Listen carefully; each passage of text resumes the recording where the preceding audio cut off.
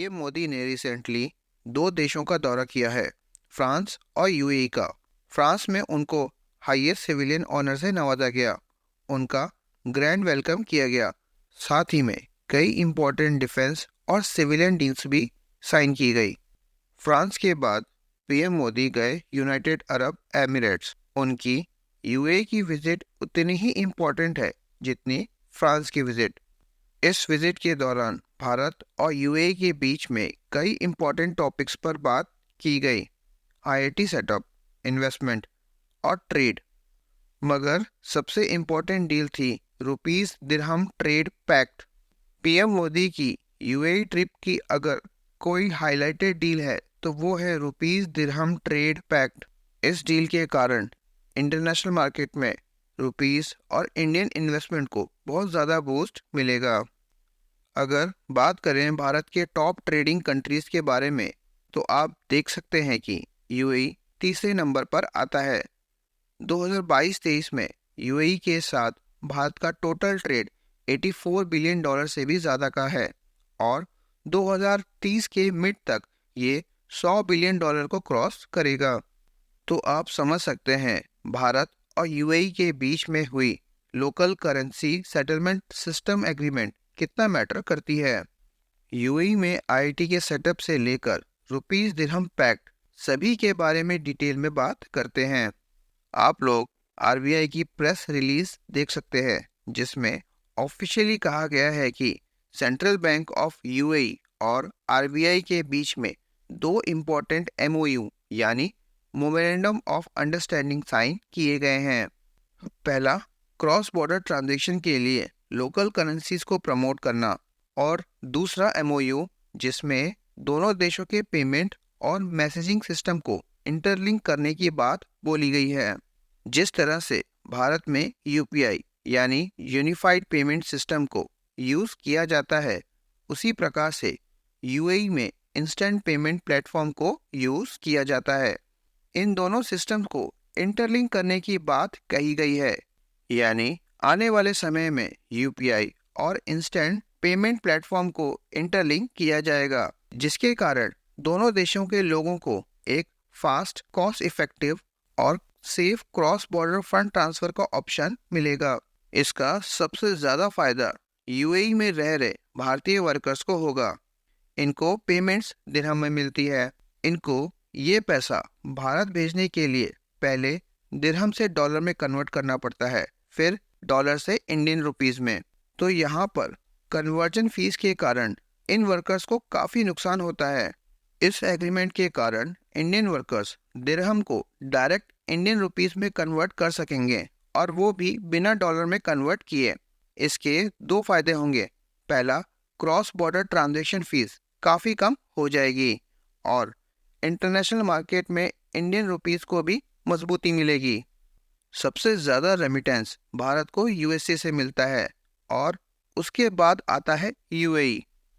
UAE में 3.5 million से भी ज़्यादा इंडियन वर्कर हैं, जो यूएई की टोटल पॉपुलेशन का 30% है। 2020-21 में इंडियन वर्कर्स ने $16 बिलियन से ज़्यादा रेमिटेंस भारत भेजा था। इसी कारण से ये डील काफ़ी इम्पोर्टेंट हो जाती है। आने वाले समय में हम यूनाइटेड किंगडम, सिंगापुर और सऊदी अरेबिया के साथ भी इसी प्रकार की डील साइन कर सकते हैं। अगर बात करें ग्लोबल रैंकिंग की तो इंडियन रुपीस 15वें नंबर पर आता है, तो वहीं चाइनीज़ करेंसी रेनमिनबी 5वें नंबर पर आता है। भारत जैसे बड़े देश को ये शोभा नहीं देता। अगर भारत को इंडियन रुपीस की वैल्यू ग्लोबली बढ़ानी है तो इंडियन सब कॉन्टिनेंट में रुपीस को बढ़ावा देना चाहिए। बांग्लादेश, नेपाल, श्रीलंका और म्यांमार के साथ ट्रेड डॉलर की जगह लोकल करेंसीज में करना चाहिए। इसके अलावा दोनों देशों के कार्ड स्विचेस को भी इंटरलिंक किया जाएगा, जिसका मतलब है कि भारत का रुपए स्विच और यूएई के यूएई स्विच को इंटरलिंक किया जाएगा, जिसके कारण एक देश के डोमेस्टिक कार्ड्स जैसे डेबिट, क्रेडिट और गिफ्ट कार्ड्स को दूसरे देश में आराम से यूज़ किया जा सकेगा। For example, Indian worker domestic रुपए डेबिट कार्ड को यूएई में भी कैश विड्रॉल के लिए यूज़ कर सकेगा। यूएई भारत का fourth largest crude oil supplier और second largest LPG LNG supplier है। यूएई से जो हम ऑयल और नेचुरल गैस परचेज करते हैं उसका पेमेंट अभी हम डॉलर में करते हैं, पर इस डील के बाद ये पेमेंट इंडियन रुपीस में होने वाली है, जिसके कारण इंडियन रिफाइनर्स का काफ़ी पैसा बचेगा जो पहले कन्वर्जन फीस के नाम पर उनको देना पड़ता था। भारत इसी प्रकार की डील रशिया के साथ भी करना चाहता था, पर रशिया ने रुपीस को एक्सेप्ट करने से मना कर दिया। रशिया क्रूड ऑयल की पेमेंट चाइनीज युआन में चाहता था, जिसको इंडियन गवर्नमेंट ने टर्न डाउन कर दिया। करंटली रशिया के पास अप्रॉक्स 147 बिलियन रुपीस हैं, जिसको वो इफेक्टिवली यूज नहीं कर पा रहा है। इसका सबसे बड़ा कारण है ट्रेड इम्बैलेंस। भारत रशिया से 51 बिलियन डॉलर का गुड्स इंपोर्ट करता है, जबकि भारत सिर्फ 3.6 बिलियन डॉलर का सामान रशिया को एक्सपोर्ट करता है। इसी कारण से रशिया ऑयल की पेमेंट्स रुपीस में नहीं चाहता है, पर यूएई के साथ में ऐसा नहीं है। भारत बड़ी मात्रा में यूएई को एक्सपोर्ट भी करता है। आईआईटी दिल्ली का कैंपस बहुत जल्दी ही हमें अबू धाबी में देखने को मिलेगा। मैप में आप अबू धाबी की लोकेशन को देख सकते हैं। भारत के बाहर पहला IIT campus African country Tanzania में ओपन होगा और दूसरा यूएई में। ये इवेंट भी काफ़ी इम्पोर्टेंट है क्योंकि आईआईटी भारत का एक प्रीमियर इंस्टीट्यूट है और इसका ग्लोबल होना भारत की बढ़ती सॉफ्ट पावर को दिखाता है। वैसे मैं आप लोगों को बता दूं कि भारत ने यूएई की रिक्वेस्ट पर आईआईटी को अबू धाबी में सेटअप करने का डिसीजन लिया है।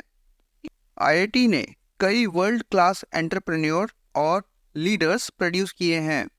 पीएम मोदी की ये विजिट काफ़ी फ्रूटफुल रही। यूएई के साथ हुई local currency settlement system agreement एक लैंडमार्क डील है जो भारत की इकोनॉमी को फ्यूचर में और स्ट्रॉन्ग करेगी और साथ ही में यूएई में काम करने वाले 3.5 मिलियन इंडियंस को भी बेनिफिट पहुंचाएगी। तो यहीं पर हम अपनी वीडियो को समाप्त करते हैं। अपना और अपने माता पिता का ध्यान रखिए।